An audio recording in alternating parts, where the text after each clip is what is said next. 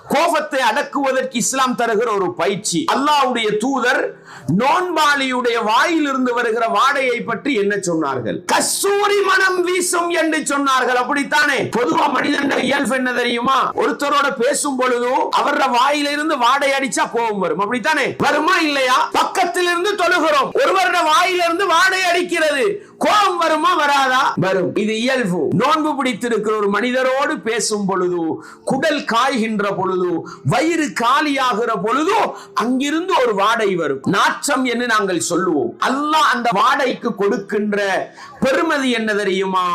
கஸ்தூரி வாசனை என்று கொடுக்கிறான். இப்பொழுதோ நோன்பு பிடித்திருக்கிற ஒரு மனிதர் என்னோடு பேசுகிற நேரம் வாயிலிருந்து வாடை அடிக்கிறது, நாங்க என்ன நினைப்போம்? கோபப்படுவோமா?